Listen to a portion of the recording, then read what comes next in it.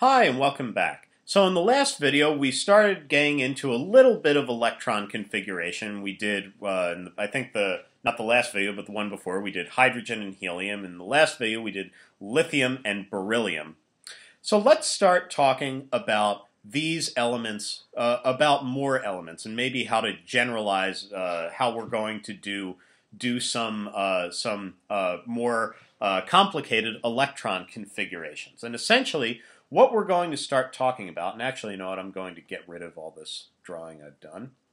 And another thing that I'm going to do is essentially what we're going to find is that the periodic table, the way it's arranged, it's really arranged very much in a way that allows it, that makes it very easy to talk about the to I guess figure out the electron configuration. So in my you know, when you have to do electron configurations in your chemistry class, you're going to find out that the periodic table is probably the best tool if you know exactly how to read it for figuring out electron configurations. There's only one change that we essentially have to make. I'm going to make it right now. And that is with helium. So that is with helium over here. And I'm actually not even going to draw on it, because essentially the reason that helium is grouped over here in our noble gases, and I'll talk more about why this is in the future. I know I keep saying that, but essentially helium is grouped over here because it has traits very similar to these noble gases. Because it is so unreactive, it doesn't like to form compounds.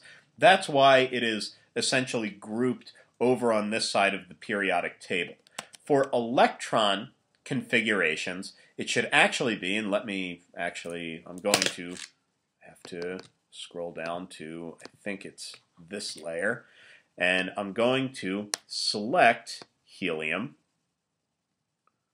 and then cut, there we go, paste, and then grab helium and put it up here.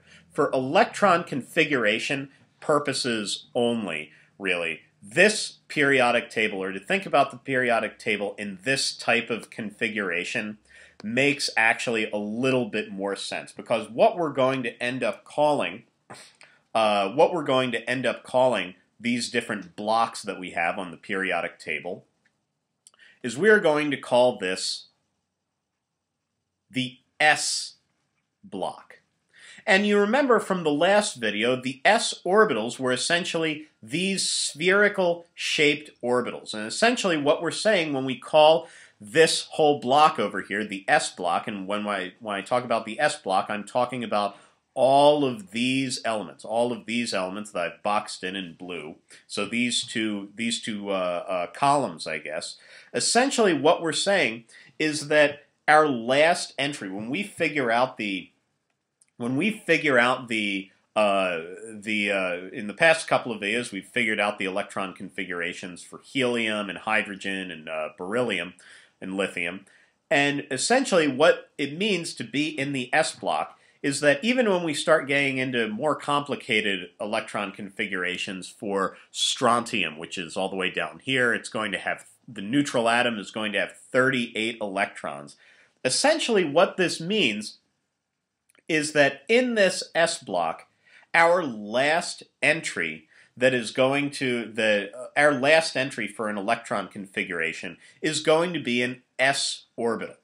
So we can say, and here I'll even draw the periods again. We've got 1, 2, 3, 4th period, 5th, 6th, and 7th period. So we're looking, just as an example of strontium, so if we were going to figure out the electron configuration for strontium, it would be a whole bunch of stuff, right? Because we have to account for all 38 electrons.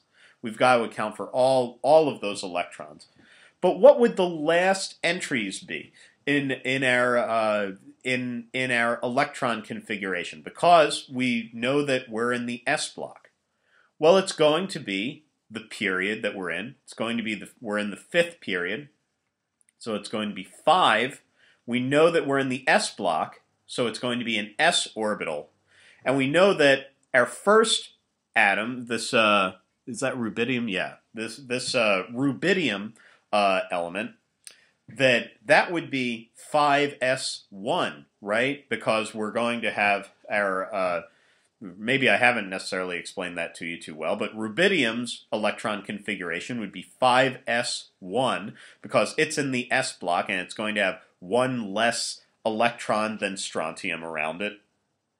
And so its electron configuration is going to be 5s1. Strontium's configuration is going to be 5s2. That's essentially what it means if an element is going to be in the s block. So now you might ask, well, what's this block over here? And this block is going to be called the p block. And now we start getting into a bit more of these weird-looking shapes down here on our orbital diagram. So now, if you remember, we had been looking at our s orbitals, and we had looked at when we have an s orbital and we're in the first period, so when n is equal to 1. Now we're going to start looking at when we're in the second period. We start filling up. So if you remember our configuration for let's say lithium. Lithium has got 3 electrons around it. So our configuration for lithium, essentially we had 2 electrons here, so I'll tick them off. I'll say we've got 1, 2 inside our 1s orbital. So lithium's configuration, we're going to have 1s2. And then inside of our 2s orbital, we're going to have 1 electron. So then we're going to have 2s1. Now let's start thinking about what would we have maybe for boron. So boron's all the way over here. And we know that boron is in our p block. And the same exact way that we talked about, or I guess I just told you about the s block, the same exact way that we could think of, any element in this s block, it's going to maybe have a pretty complex total electron configuration, but the last entry is going to be an s orbital.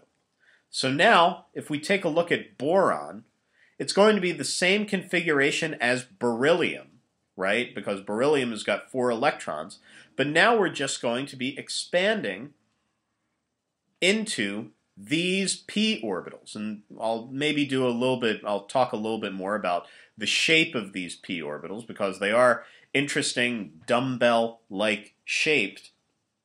The important thing to realize, though, is that we've got 3 p orbitals. And again, 2 electrons are going to fit into each of these orbitals. So essentially, what's going to happen if we are taking a look at boron? So let me write down. If we were taking a look at boron, hopefully you can still leave a comment if you can't see my cursor against this white background. I think might be. Actually, you know what? I'm going to write the boron configuration up here because I think it's a bit easier to see. So we're taking a look at boron. Boron's atomic number is 5. So the neutral atom is going to have 5 electrons around it. So we start out and we fill up our 1s orbital. So we're going to have 1s2. We've got 2 electrons filling up that 1s orbital. Then we go to the 2s orbital. And again, we're going to have 2 electrons in that 2s orbital. Our 2s orbital is going to be completely full. So we're going to have 2s2. And now we're going to move into the p orbitals. And one of the things I was kind of, I guess, a little bit confused about, and it's important to sort of realize this, is we've got 3 orbitals here, and we've got pz, we've got px, and py, and you might kind of be wondering, do I have to write down that in p sub z we've got one electron? And the answer is no. All you have to write is that in the second period, in the p orbitals, and we're essentially going to say the collection of all three of these orbitals. So you can imagine that or anyway. So in the collection of all three of these orbitals, how many electrons are we going to have? We need to have 5 electrons in our boron electron configuration. So we've already got 2, 4. We just need one more.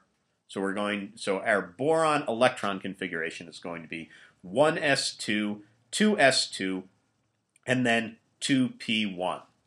And you might maybe ask yourself, if and this is kind of what I was hinting at, is because we've got 3 orbitals here, and I maybe just answered this a little bit, you might wonder, do you have to write down each individual orbital? So this p orbital is a collection of 3 different orbitals.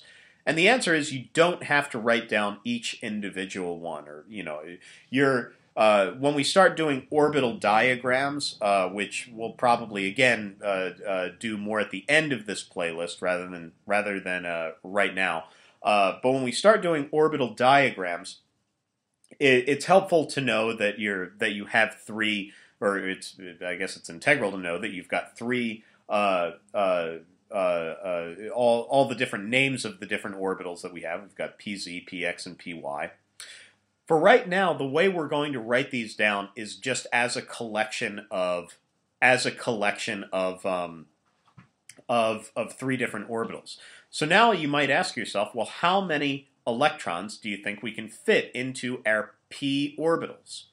Well, we can fit 6, right? Because each orbital gets 2 electrons. So we could say 2 electrons, and actually the way you fill these up, you would actually fill each individually. So you would put 1 electron into each of the orbitals, and then after one goes into each, then you would start filling the second one into each, and that's a principle called Huns Rule. So H-U-N-D, Huns Rule, which we'll talk about more towards the end of the playlist. And it's not necessarily integral for you to understand that right now. But essentially, the important thing to realize is that there are 6 electrons that can go into our p orbital. So let's actually say, how about let's do this the other way. We've been we've been naming elements and then figuring out the electron configurations. How about I'll give you an electron configuration that has a full 1s or has a full p orbital, and we'll figure out which element it is. So let's say we had an element that its configuration was 1s2, so that orbital's full. Then 2s2, so this orbital right here is full. And then we're going to move into our 2p orbitals, so 2p.